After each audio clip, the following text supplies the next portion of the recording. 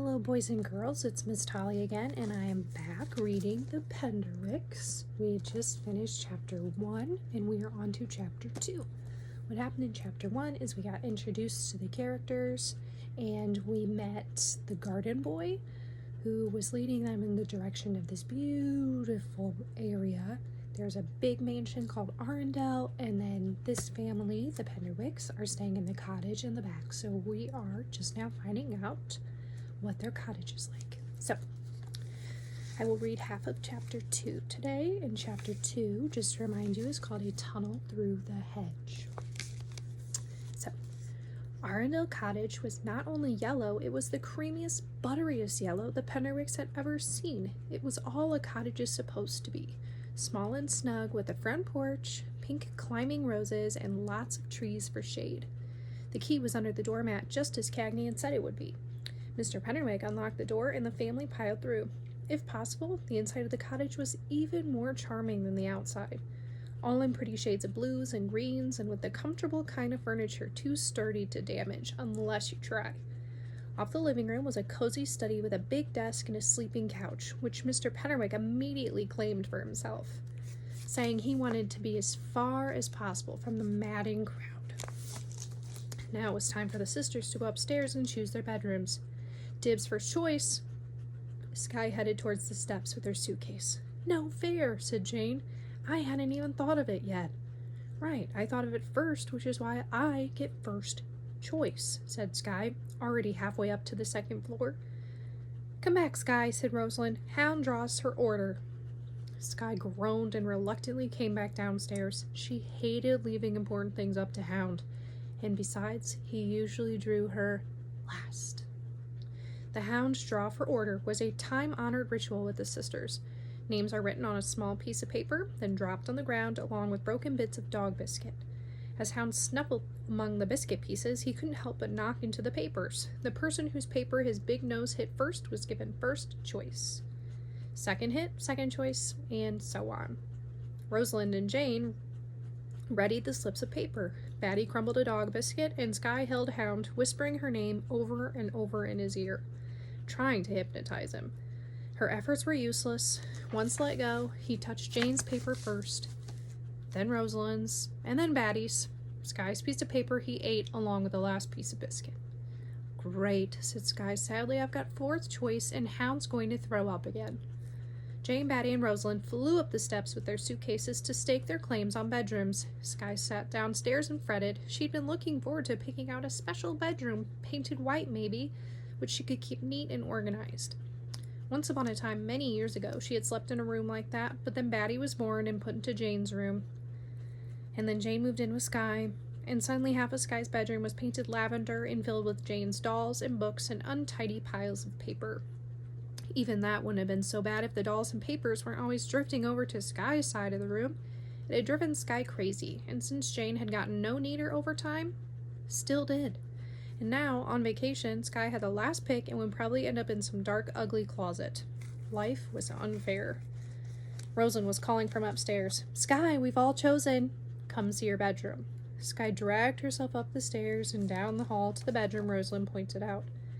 She walked in and was no surprised. She left her suitcase fall to the floor with a loud thump. She was so surprised she let her suitcase fall to the floor with a loud thump. There was no dark, ugly closet. Her sisters had left her the most perfect bedroom. The room was large and white and sparkling clean, with polished wood floors and 3 windows and 2 beds. A whole extra bed without a sister to go along with it. She wouldn't change a thing about the room. Skye decided she would leave her stuff in her suitcase and store the suitcase in the closet and keep the dresser top bare and the bookshelf empty. No dolls, no combs and brushes, no notebooks full of Sabrina Starr stories. And she would use both beds, sleeping in one on Mondays, Wednesdays, and Fridays, and in the other on Tuesdays, Thursdays, and Saturdays. Sunday night she would have to switch to the middle of the night. Skye opened her suitcase, pulled out a math book, she was teaching herself algebra for fun, and wrote the bed schedule next to her favorite word problem about trains traveling in different locations. Next, she rummaged around for her lucky camouflage hat, the one she'd been wearing when she fell off the garage roof and didn't break any arms or legs. There it was under her black t-shirts. Sky crammed the hat onto her head and closed the suitcase and shoved it into the closet. "Now for exploring," she said, and after one more long, satisfied look at her glorious bedroom, left in search of her sisters.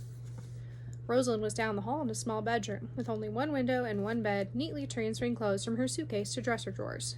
"You gave me the better room," said Sky. "I wanted to be near Batty," said Rosalind. "Well, thanks," said Sky, who knew that Rosalind would have loved the luxury of a large bedroom. Rosalind took a framed picture out of her suitcase and set it on her bedside table.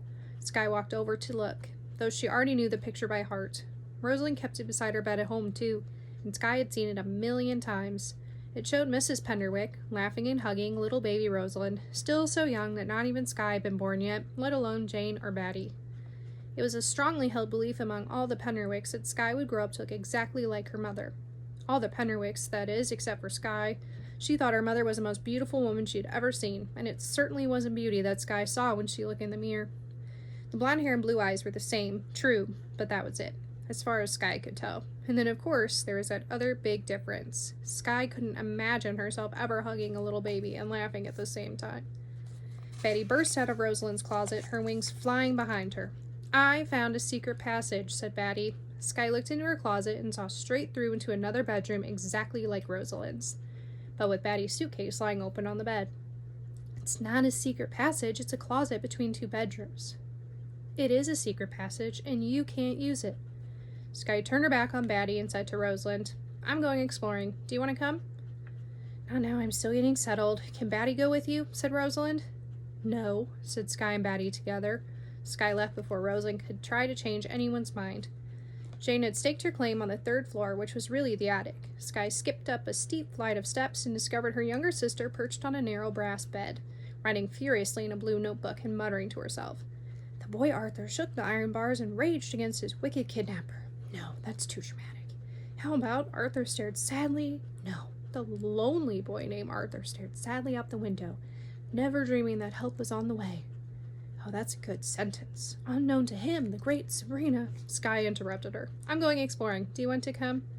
Her eyes shining, Jane said, "Look at this wonderful bedroom. It was meant for an author. I know I can write the perfect Sabrina Star book here. I can feel it. Can you feel it?"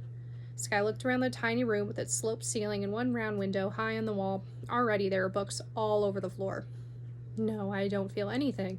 "Oh, try harder. The feeling is so strong. I'm sure that some famous writer had been here before, like Louisa May Alcott or Patricia McLaughlin." "Jane, do you want to come with me or not?" "Not now. I have to write down some ideas for my book. I might have Sabrina Starr rescue an actual person in this book. A boy. What do you think?" "I don't think she could even rescue a groundhog," said Sky. But Jane was already writing again. Sky ran down 2 flights of steps and outside. She found her father getting Hound settled in his pen. It was, to Sky's eyes, a sort of doggy paradise. The metal fence was tall, and Hound didn't like fences, but the pen was large, and inside it were trees for shade, sticks for chewing, and a patch of dirt for digging. Plus, Mr. Penderwick had put out a huge bowl of Hound's favorite food and 2 bowls of fresh water. Hound, however, wasn't grateful. When he saw Sky, he rushed the gate, barking and whining as though he was being locked up in a dungeon. "Be still, demon dog," said Mr. Penderwick. "He's trying to open the gate," said Sky, watching Hound poke and prod with his nose at the metal latch. "That latch is dog-proof. He'll be safe in here." Sky reached through the fence and scratched Hound's nose. "Daddy, I'm going to exploring. Is that okay?" "As long as you're back in an hour for dinner. And Sky, quid agas predunte agas e respas finem." Mr. Penderwick didn't use Latin just for plans, but in his everyday speech, too. He said that it kept his brain properly exercised. Much of the time, his daughter had no idea what he was talking about, but Sky was used to hearing this phrase, which Mr. Penderwick translated loosely as, "Look before you leap, and please don't do anything crazy." "Don't worry, Dad," she said, and meant it. Sneaking into that Mrs. Tifton's gardens, which is what Sky planned to do, wasn't crazy. On the other hand, it wasn't the most correct thing, according to Harry the Tomato Man, but maybe he'd been wrong. Maybe Mrs. Tifton loved having strangers wandering around her gardens. After all, anything's possible, thought Sky, and off she went waving goodbye to her father and Hound. The land surrounding the cottage was large enough for 3 or 4 soccer fields. Not that anyone could play a normal game of soccer there, thought Sky. Too many trees.